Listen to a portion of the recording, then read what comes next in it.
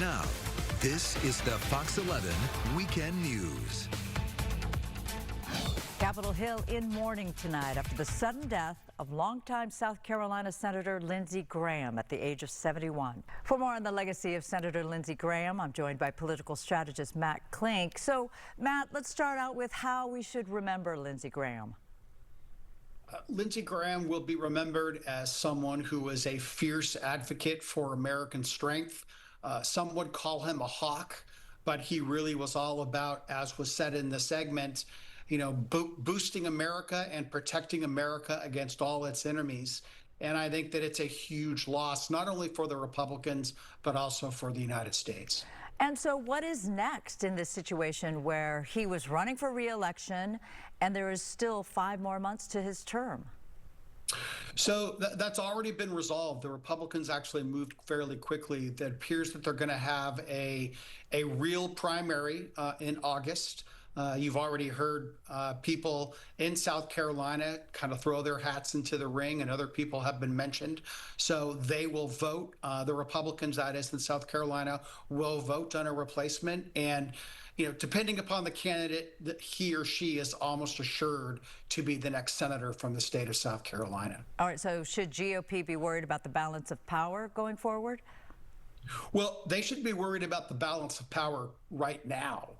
The Republicans already have a very, very slim majority in the Senate. And let's not forget that Mitch McConnell is out. He had a fall and has been in the hospital. He's not in, I don't know if he's in Washington, but he certainly is not in the Senate chamber.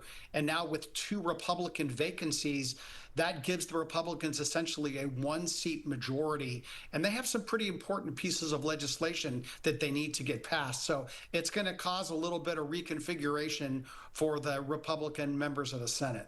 Do you think that the Democrats will sort of grab this opportunity and try to get things done without those 2 prominent senators? The Democrats could try, but let's not forget they're still in the minority in the Senate, and you really need 60 votes to do anything in the United States Senate. But being in the minority as the Democrats are, it becomes very, very difficult. So it just means that the Senate will probably grind to a halt a lot more quickly than it will get things done.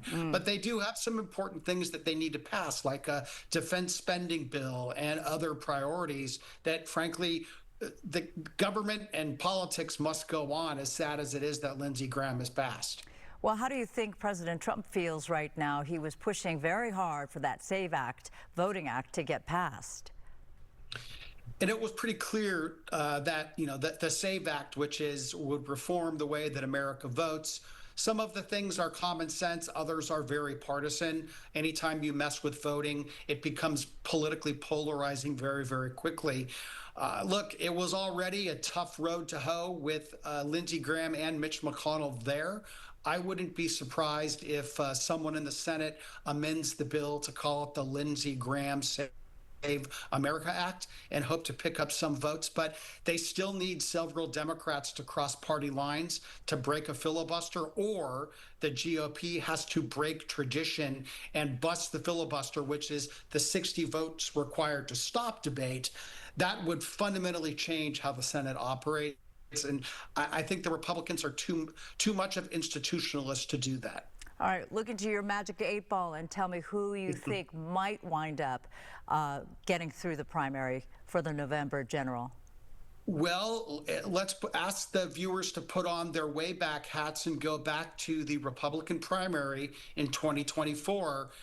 There was a former UN ambassador under Donald Trump and former South Carolina governor, Nikki Haley. You may remember, your viewers may remember her. She ran a very, very vigorous race. She was the last Republican in before Trump ultimately ended up winning. She's been thrown out.